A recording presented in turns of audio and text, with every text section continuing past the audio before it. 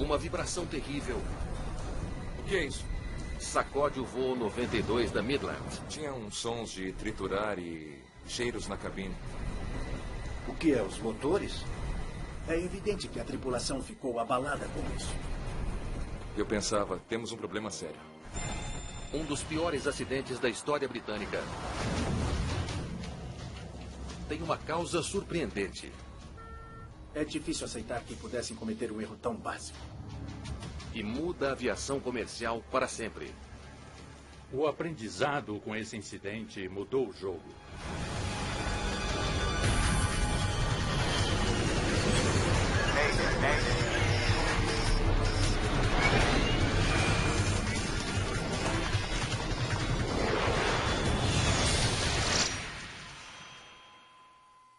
Esta é uma história real. Ela é baseada em relatos oficiais e depoimentos de testemunhas. É uma noite de domingo movimentada no aeroporto de Heathrow, em Londres. A tripulação do voo 92 da Midland está para completar os preparativos finais para a decolagem de um voo curto para Belfast, na Irlanda do Norte. Por que não avisa que estamos prontos para ir? É pra já. Senhoras e senhores, bem-vindos a bordo. Vamos terminar nossas verificações finais e estaremos no ar em poucos minutos.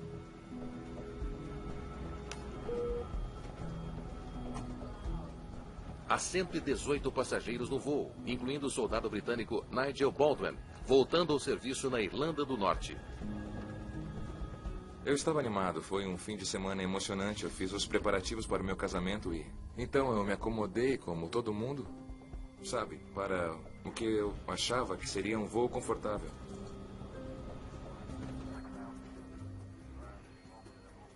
Midland 92 está liberado para decolar. Quer levá-lo agora? Com certeza. O comandante Kevin Hunt trouxe o avião de Belfast.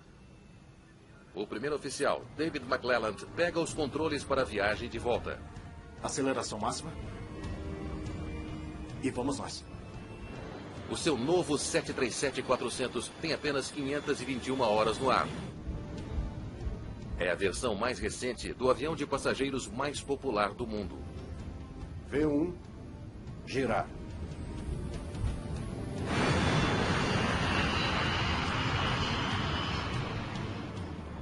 A duração do voo está programada para 75 minutos. Midland 92, liberado para o nível de voo 350.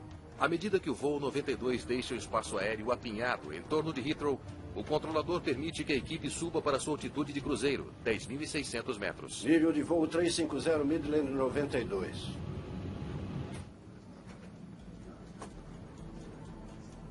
Um café também, por favor. Aos 13 minutos de voo,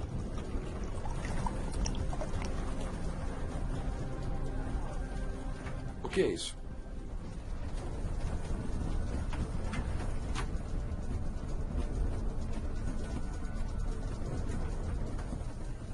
Eu só sabia que algo não estava certo. Tinha um som de triturar e cheiros na cabine que eu não estava acostumado. Opa! Está sentindo o cheiro? É fumaça? há um problema com um dos dois motores do 737. O comandante Hunt assume o controle, deixando seu primeiro oficial para descobrir o que há de errado com o avião. Primeiro, pilote o avião. Certifique-se de que seja seguro se os seus instrumentos de voo estão indicando a coisa certa. E se não estão, faça acontecer. O que é? Os motores?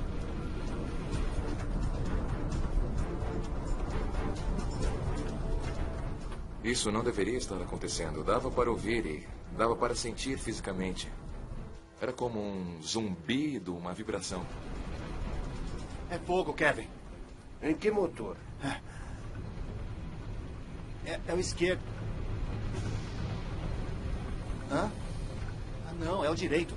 Acho que com os ruídos e tudo, eles perceberam rápido que tinha a ver com um dos motores. Era a causa da fumaça, da vibração e do ruído. A tripulação tenta estabilizar o motor problemático, reduzindo a sua potência. Certo. Desacelere. Desacelerando.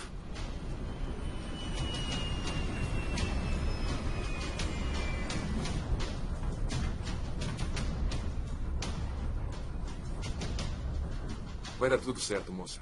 Eu pensava, eles têm muitos controles no cockpit. Sabe o que estão fazendo?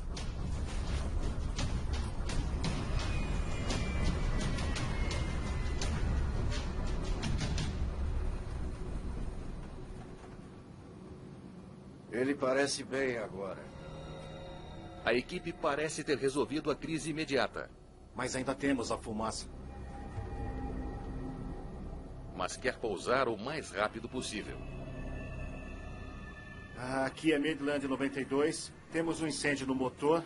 Precisamos desviar para East Midlands. Entendido. Liberado para descer para 10.000 pés. É uma situação inusitada. Todos já a treinamos muitas vezes no simulador. Fazemos a cada 6 meses. Mas acho que fazer para valer, numa noite escura, com a vibração e tudo o que está acontecendo, é bem difícil. Senti um alívio quando o barulho e tudo parou e... Pensei, tudo bem, já resolveram. O voo 92 está a apenas 15 minutos do aeroporto de East Midlands. É mais perto do que voltar para Heathrow. Desligando agora. A tripulação entra em ação. Eles desligam o motor para que o fogo não se espalhe. Na cabine, Nigel Baldwin está lutando para manter a calma. Eu ainda estava um pouco receoso, sabe? Fica na sua cabeça, e se? Acho que todos que voam pensam nisso.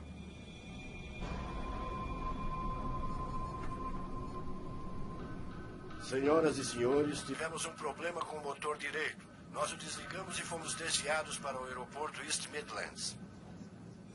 Os comissários e comissárias vieram recolher as bandejas e pedir para apertarmos o cinto, então sabíamos que estavam tomando precauções. E eu pensando, temos um problema sério.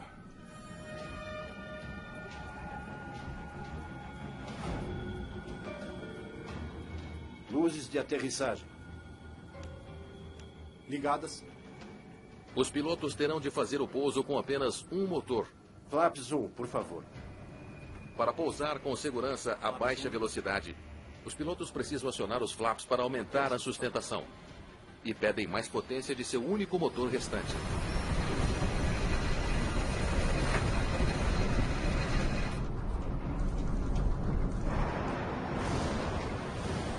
De repente, o ruído começou de novo e dessa vez ficou pior. Os pilotos enfrentam um novo perigo terrível. Estamos perdendo outro motor. Incrivelmente, o motor esquerdo está falhando agora. Logo, o avião poderá perder totalmente a potência. Fogo no número 1. Um alarme avisa os pilotos que o fogo está consumindo o motor. O voo 92 está a menos de 300 metros do chão. Os pilotos precisam pensar rápido. Tente religar o outro motor. Eles tentam reiniciar o motor que desligaram. Não está, eu não estou conseguindo. Ele não liga. Um motor está apagado, o outro está em chamas. Eu me lembro que as chamas saíam por cima do motor e também pelos lados. Preciso planar ao máximo. O comandante Hunt puxa o nariz do avião para cima, na esperança de ficar no ar o tempo suficiente para chegar ao aeroporto.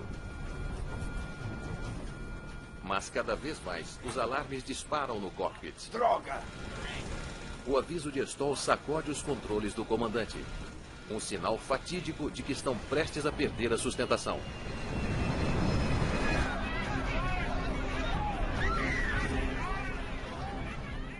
Havia gente gritando, gente chorando.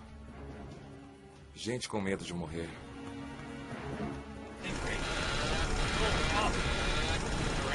Em posição! Em posição!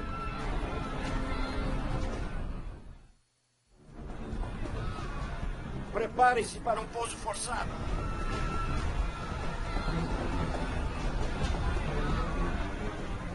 Foi em posição. O que fazer? Bum! Pum!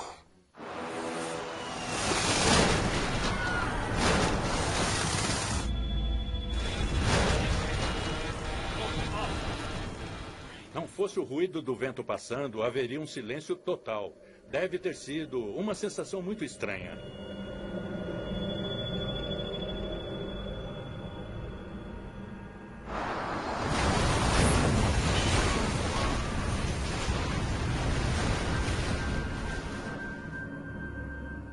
Lembro-me dos meus braços balançando sozinhos, até que o avião parou.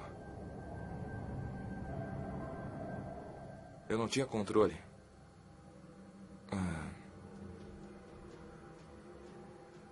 O que é bem sinistro. O voo 92 da Midland chocou-se contra um barranco ao lado da autoestrada M1, a apenas 800 metros do aeroporto. Se tivessem 15, 20 segundos a mais de potência antes do motor falhar, teriam chegado lá. Foi dolorosamente perto.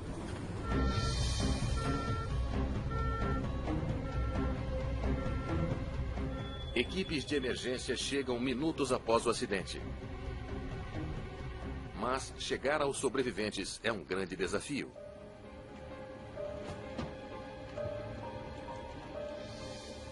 O avião foi dilacerado.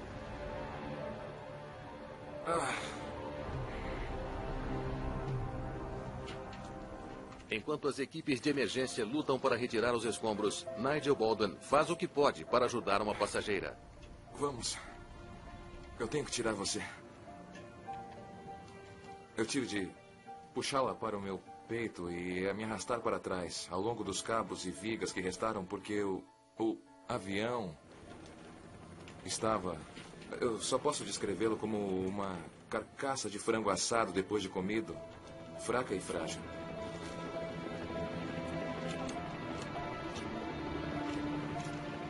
A fuselagem partida parou num barranco íngreme, onde corre o risco de deslizar e matar mais pessoas.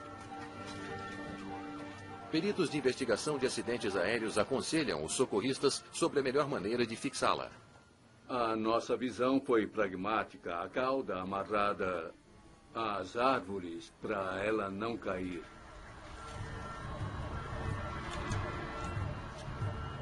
É um denso emaranhado de assentos quebrados que torna difícil alcançar os sobreviventes.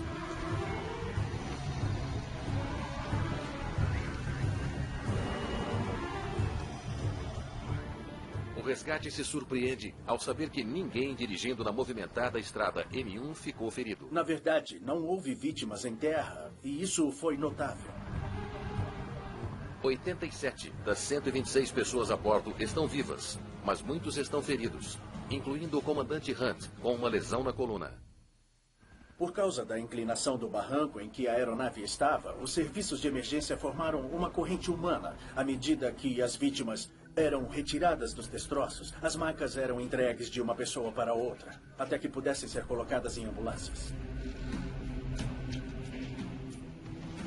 Terminado o resgate, o Serviço Britânico de Investigação de Acidentes Aéreos finalmente pode começar a trabalhar.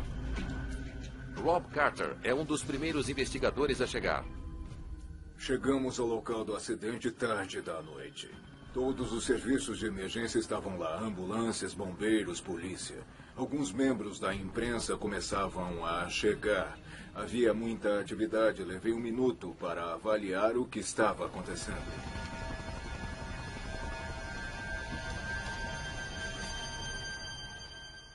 Foi dramático. Entrei na seção do nariz e estava olhando para o teto da aeronave. Os bagageiros tinham sumido, isso foi muito estranho. Então perguntei, onde está o piso da aeronave?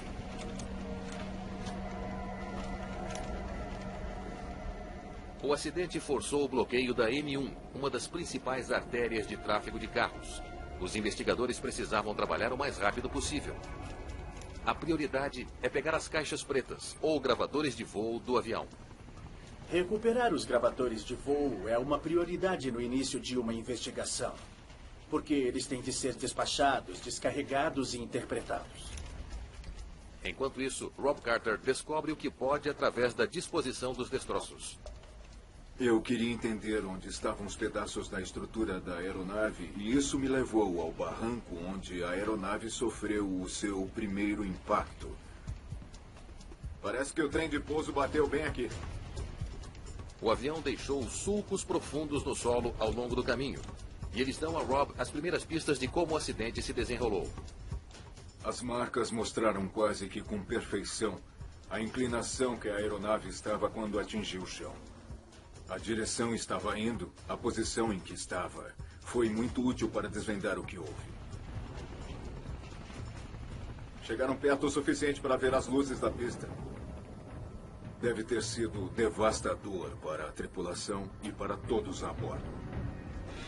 Está se tornando claro que o avião não tinha a velocidade necessária para chegar à pista. A questão é, por quê? Acho que a primeira impressão para toda a equipe foi que o avião parece ter tido algum problema com a potência do motor. A aeronave não teve potência para chegar à pista. Troca! Os pilotos estão feridos demais para serem entrevistados. Por ora, os investigadores descobrem o que podem com o controlador de voo de serviço na noite do acidente. Disseram que tinha fogo no motor. O controlador explica que a tripulação relatou um problema cerca de 20 minutos antes da queda. Aqui é East Midlands. 92, temos um incêndio no motor. Precisamos desviar para... East Midlands. Entendido. Liberado para descer para 10 mil pés. O relato do controlador levanta uma questão. O 737 tem 2 motores potentes. Como poderia um incêndio em um deles fazer um avião cair? A queda de um avião britânico perto de uma estrada movimentada assustou passageiros aéreos em todo o Reino Unido. O investigador de acidentes Chris Pollard lidera a equipe que examina o motor. Se ele tivesse um motor bom, não teria havido nenhum problema com o pouso. Então, esse era o primeiro mistério a ser resolvido. Danos às pás da hélice do motor logo confirmam o palpite dos investigadores. O avião não tinha um motor bom, mas nenhum dos dois estava trabalhando no momento do impacto. Ambos os motores tinham uma rotação muito baixa no impacto. Então foi uma questão de descobrir por que os dois estavam assim. Uma falha dos 2 motores é incrivelmente rara. Quando acontece, os investigadores sabem que há uma coisa que precisam verificar imediatamente. Vamos ver se podemos descartar o óbvio. Havia água no combustível? Porque, claro, o combustível é a única coisa que é comum a ambos os motores. Se houvesse água contaminando o combustível, seria fácil de detectar. A água é mais pesada do que o combustível de jato e vai afundar formando uma camada visível. Então não há água alguma. Sendo assim, podemos eliminar o combustível.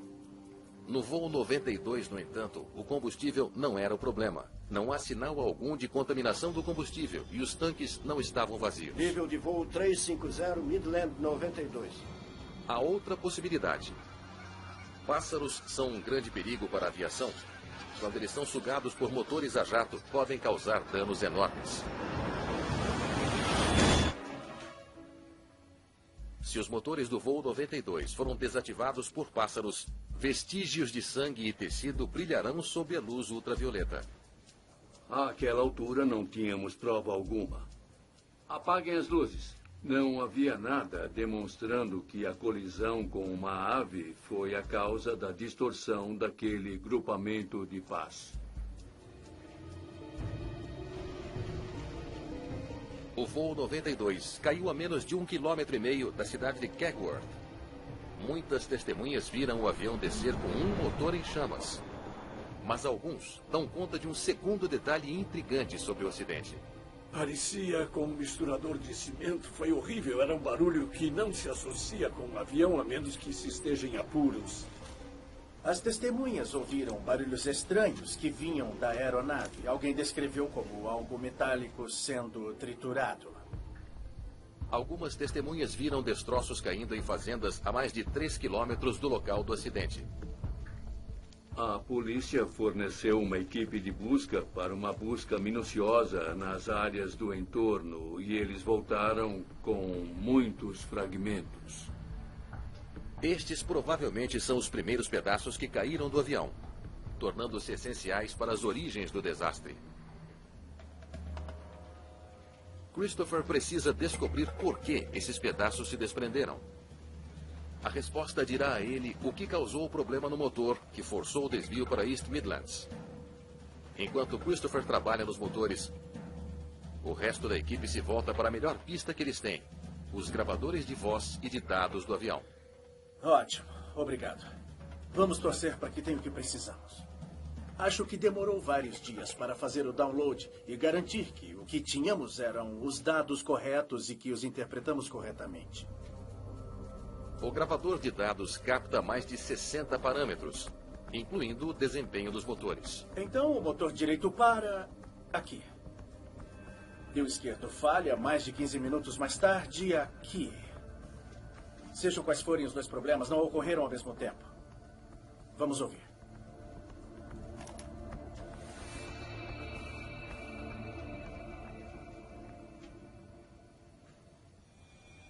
Isso é uma vibração do motor. Não pode ser outra coisa.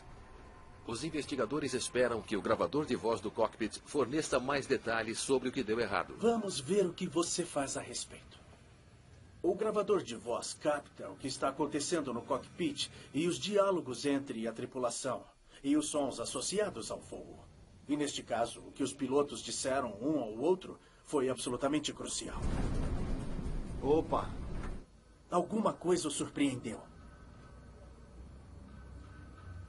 O quê? Os motores? Dava para ouvir as batidas e a trepidação e é óbvio que os pilotos ficaram muito abalados com isso também. E que motor? É o esquerdo.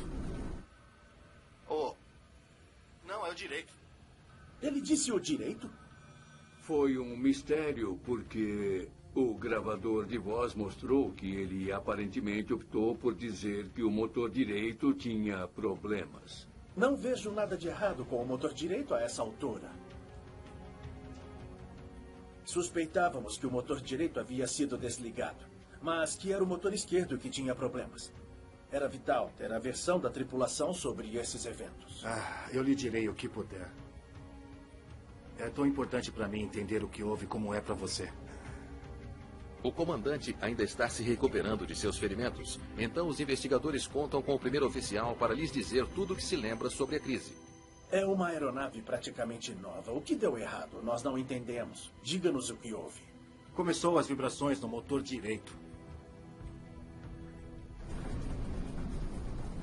As vibrações foram violentas. O comandante Hunter sugeriu... Desacelere-o. Desacelerando. Posso pegar um copo d'água?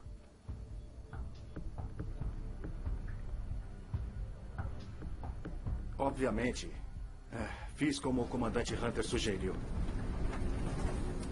Desaceleramos o motor direito e as vibrações pararam. Parece que está tudo bem agora.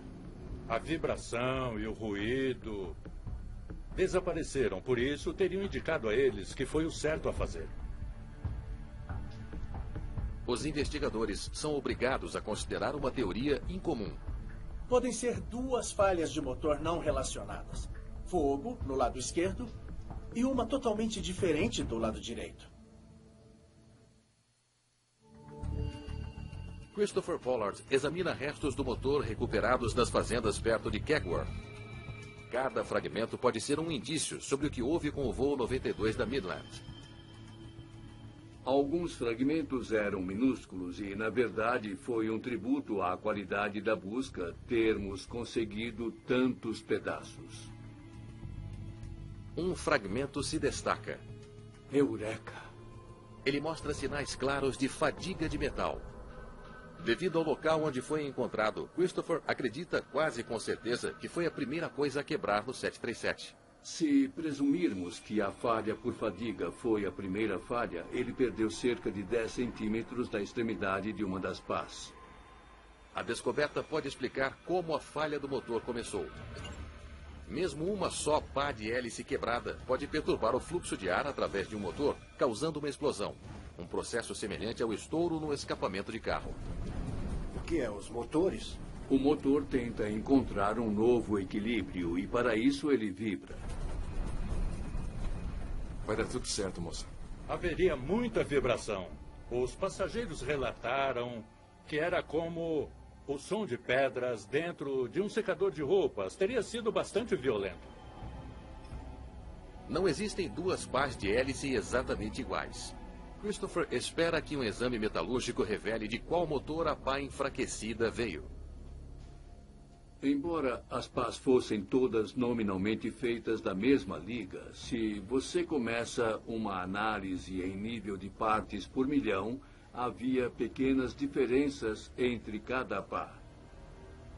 Christopher logo tem uma resposta. Pá 17, modelo esquerdo. A pá que quebrou primeiro e causou a vibração veio do motor esquerdo. Os investigadores agora enfrentam uma questão preocupante. Por que os pilotos desligaram o motor direito se as vibrações estavam no esquerdo? Pilotos com essa experiência? É difícil de acreditar que desligaram o motor errado. Os pilotos têm uma série de instrumentos que revelam dados sobre o funcionamento de seus motores, incluindo um que mede vibração. Acho que houve muito ceticismo dos inspetores de operações, os chefes da equipe, porque eram pilotos bem qualificados e muito experientes, especialmente o comandante. Em que motor? É o esquerdo. Ah, não, é o direito. E é muito, muito difícil aceitar que um erro tão básico poderia ser cometido. Então, vamos ver se o esquerdo e o direito foram trocados de alguma forma. Os investigadores se perguntam se um medidor defeituoso deu aos pilotos a informação errada sobre qual motor estava falhando. Isso já havia acontecido no passado. Houve um curto nos instrumentos do motor, de modo que o instrumento da esquerda dizia que o motor direito estava fazendo e vice-versa. Muito bem. Para mim, isso parece a prova de idiotas. Não há como o esquerdo e o direito terem sido invertidos. Os conectores que ligam na parte de trás dos instrumentos tinham um encaixe singular. Não tinha como cambiar o esquerdo no direito e o direito no esquerdo. Os testes são conclusivos. Os indicadores dos motores funcionam perfeitamente e não é possível ligá-los ao motor errado. Há uma outra possibilidade. A vibração pode ter sido tão grave que tornou-se impossível ler os medidores. Isso poderia ser alguma coisa. Um comandante americano de 737 teve uma vibração grave dessas. E ele disse que todo o painel de instrumentos virou um borrão, que ele não conseguia ver nada. Foi uma preocupação enorme, porque motores são desligados no mundo todo, certamente, muitas vezes ao dia. Muito raramente é o motor incorreto. Por isso, esse fato se destacou. O comandante Hunt finalmente está bem o bastante para falar com os investigadores. Não há dúvida alguma em minha mente. O problema era com o motor direito. Ele insiste que o problema era no motor direito. E ele tem a prova. O sistema de ar-condicionado dos jatos é alimentado pelo ar dos motores. E depois de mais de 13 mil horas pilotando os jatos, o comandante Hunt conhece a relação complexa entre os motores e os sistemas que eles alimentam. Desligue-o. No avião anterior que ele havia pilotado, o motor direito fornecia quase todo o ar no cockpit. Quando senti o cheiro, eu sabia que o problema era com o motor direito. Como eles estavam sentindo cheiro no cockpit, pensaram que era o indício de que o motor direito estava com um grave problema mecânico. No 400, o ar-condicionado puxa ar de ambos os motores. É uma suposição trágica. Investigadores descobrem que, nesta nova versão do 737, ambos os motores fornecem ar para o cockpit. Não temos consciência de como tomamos decisões, então, se temos uma imagem mental errada da situação, a nossa decisão será baseada na consciência meio incorreta, o que pode nos dar o resultado errado. O comandante tem outro bom motivo para acreditar que era o motor direito. O copiloto lhe disse isso. É o esquerdo. Ah, não, é o direito. Desacelere-o. Eu só gaguejei um pouco, foi só isso. Acho que nunca vamos saber porque ele mudou de ideia no meio do diagnóstico. Estamos conversando com pessoas que acabaram de passar por um trauma e pedindo para explicar os seus processos de pensamento. Certo, aqui estão os indicadores. A disposição dos instrumentos do cockpit pode fornecer uma explicação parcial. Direito. Viram? Dá pra ver como se pode confundir tudo. Os equipamentos que medem a vibração ficam no lado direito do painel. Sob estresse, o copiloto pode ter pensado que eles correspondiam ao motor direito.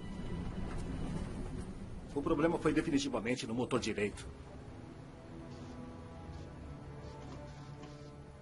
Mas a teoria não se sustenta. Se os pilotos desligaram o motor on, que era o direito, por que a vibração parou de repente no motor defeituoso, que era o esquerdo?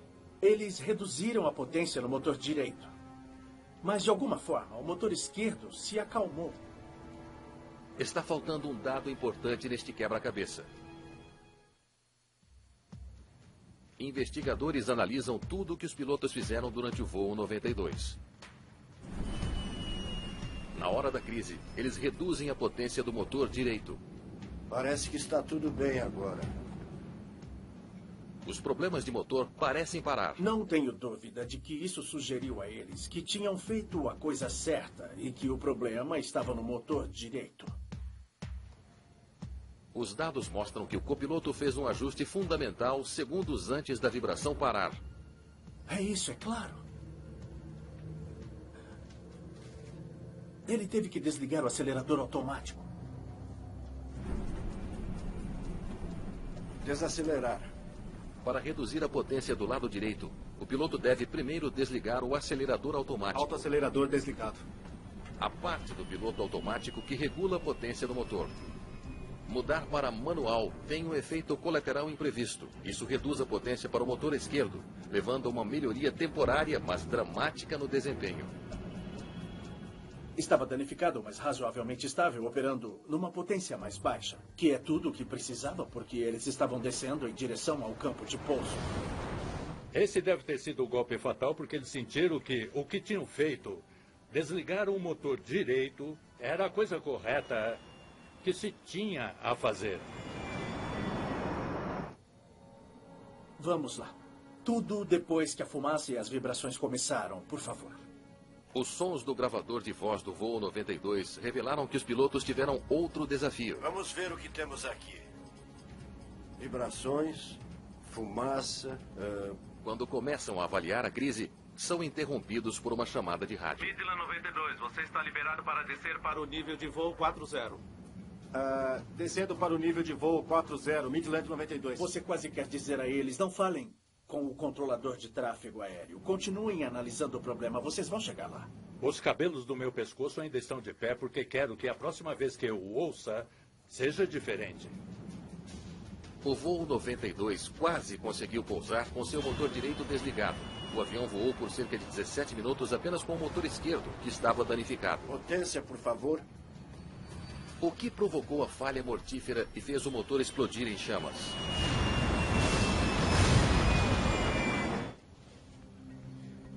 Dentro do motor esquerdo, Christopher encontrou arranhões profundos no forro acústico macio que abafa o ruído do motor. As marcas sugerem uma teoria sobre a falha. Houve relativamente poucos danos feitos na primeira falha. Imaginamos que uma das pás, se voasse para frente, poderia ficar incrustada no material macio, que é o revestimento acústico do motor. Christopher suspeita que, quando a primeira pá partiu, a ponta quebrada ficou embutida no forro acústico. Potência, por favor.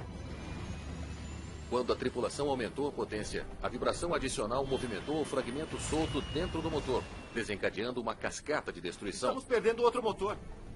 Um pedaço de uma pá tinha quebrado. Então, eles tinham 2 fragmentos soltos no motor. E aí virou uma calamidade envolvendo muitas pás. Houve mais uma oportunidade para a tripulação identificar o seu erro. os passageiros que sentiram o erro. Eu sabia que havia algo errado quando ouvi aquele anúncio. Senhoras e senhores, temos um problema com o nosso motor direito. Nós o desligamos e fomos desviados para o aeroporto East Midlands. Eu queria dizer... Desculpem, há um problema com o lado esquerdo. Você não vê? E está dizendo que é do lado direito. Mas parte de mim disse para não interferir, que sabiam o que estavam fazendo. A tripulação tenta reiniciar o motor que desligaram por engano. Mas eles estão perto demais do chão. No momento em que o motor falhou de vez, não houve tempo suficiente para ligar o outro motor, porque o arranque de um motor a hélice leva um tempo considerável. Sem motores, o acidente é inevitável.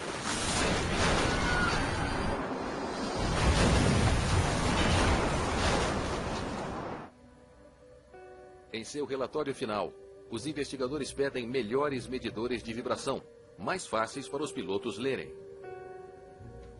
Eles também destacam a importância de uma boa comunicação entre o cockpit e o controle.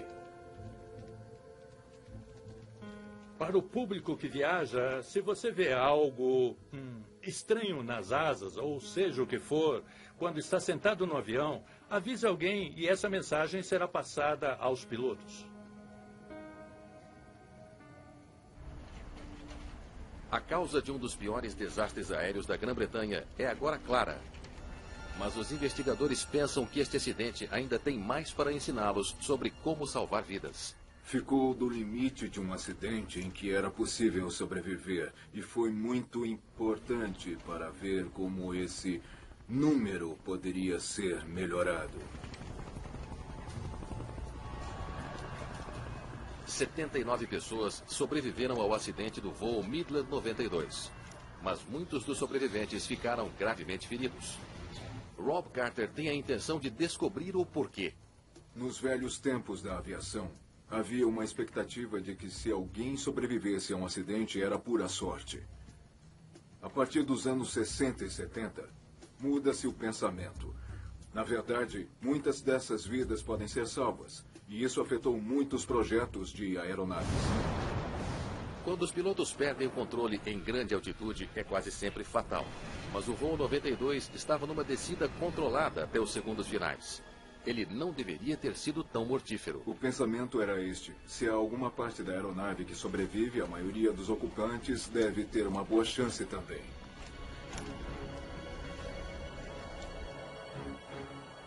Registros médicos fornecem detalhes sobre as lesões de todos os passageiros. Nós ficamos muito tocados. Este é um negócio muito humano, caso contrário não poderíamos trabalhar nisso. Rob relaciona o destino de cada passageiro ao seu assento no avião. Na parte da frente da aeronave foi o pior, e em seguida a área logo atrás da asa. As melhores áreas estavam na cauda do avião. Carter se pergunta por que alguns locais foram muito mais perigosos do que outros. Os assentos quebrados da cabine fornecem uma pista intrigante. Havia uma série de recursos de engenharia nesses assentos que não tínhamos visto antes e que eram muito importantes. Alguns dos piores ferimentos foram de passageiros sendo atingidos por assentos soltos. A descoberta suscita uma questão. Assentos dos aviões são projetados para absorver as poderosas forças G de um acidente de avião, para ajudar a proteger os passageiros. Então, por que não os protegeram? Dados de testes da Administração Federal de Aviação dos Estados Unidos confirmam que os assentos podem aguentar até 16 Gs, mais do que o suficiente para absorver o acidente perto de Kegworth. Os assentos são melhores do que deveriam ser. Algo claramente deu errado. Rob Carter examina os assentos deformados do voo 92 em busca de pistas sobre por que eles se soltaram. É um passo crucial para manter os passageiros mais seguros em acidentes futuros. Uma simulação de computador ajuda a entender como as forças de impacto afetaram a cabine. Não admira que os bancos se soltaram. A simulação mostra por que algumas áreas foram tão dilaceradas. Não foram os bancos que falharam. Foi o piso. O fato de que o piso desmoronou foi um problema enorme. Isso significava que os assentos foram quase imprensados uns contra os outros, e isso dificultou tudo para as equipes de resgate. Durante um acidente, os assentos são projetados para permanecer firmemente aparafusados na armação de metal do avião. Não há nenhum sentido em ter assentos muito mais fortes do que os pisos em que são presos. Mesmo em áreas onde o piso ficou intacto, muitos passageiros ficaram gravemente feridos quando bateram a cabeça no banco à frente deles. Em posição! Em posição! Os passageiros do voo 92 foram advertidos pelo comandante para assumir a posição de impacto. Ela deveria ter fornecido alguma proteção contra ferimentos como esses. Antes desse acidente, parecia que muitas companhias aéreas tinham um monte de recomendações diferentes para posições de impacto. E eu não acho que estavam cientificamente fundamentadas. Rob analisa a posição de impacto recomendada pelas companhias aéreas no Reino Unido. Conseguimos descobrir o que houve com o corpo das pessoas num impacto. E conseguimos comparar isso com o que os médicos nos disseram que tinham sofrido, tanto as pessoas que tinham sobrevivido e as pessoas que tinham morrido. Os resultados são dramáticos, revelando sérios problemas com a posição de impacto recomendada. Frequentemente, ferimentos na cabeça e no pescoço em especial ocorrem quando a cabeça das pessoas é balançada descontroladamente com um impacto, porque os nossos músculos do pescoço não são fortes o suficiente para impedir isso e também ser disparado contra o encosto do banco da frente. As descobertas contribuem para melhorias significativas. Especialistas agora recomendam que os passageiros se dobrem para frente, tanto quanto possível, com a cabeça para baixo e os braços ou envolvendo as pernas ou apoiados no banco à sua frente. Tudo acontece muito rápido, nenhum de nós pode controlar isso conscientemente. É uma questão de tentar nos colocar numa posição em que os efeitos do impacto serão os menores possíveis. Desde a queda do voo 92, o projeto de aeronaves também evoluiu. Os pisos são agora muito mais fortes. Bagageiros têm suportes mais resistentes e são muito menos propensos a entrar em colapso. O que foi muito animador foi que a atitude das entidades regulamentadoras e dos fabricantes de aeronaves decidiram que o que realmente importava era que o fato dos bagageiros caídos não era aceitável.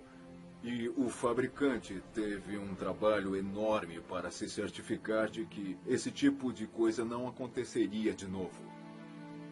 Depois da investigação, a companhia aérea demitiu os pilotos. Tenho sentimentos ruins em relação a eles. Sempre vai haver vítimas de erros de outras pessoas. E eu acho que o melhor que podemos fazer é aprender com esses erros. É gratificante que esse acidente levou a mudanças reais e melhorias reais em relação a acidentes. É muito triste que tenham vindo à custa de muitas pessoas morrendo, de muitas pessoas sendo feridas, da vida de muitas pessoas sendo alteradas. Isso é trágico. Só estou feliz porque algo bom saiu disso. O que foi aprendido com esse incidente mudou a indústria da aviação e voar agora é extremamente seguro. A parte perigosa é chegar ao aeroporto.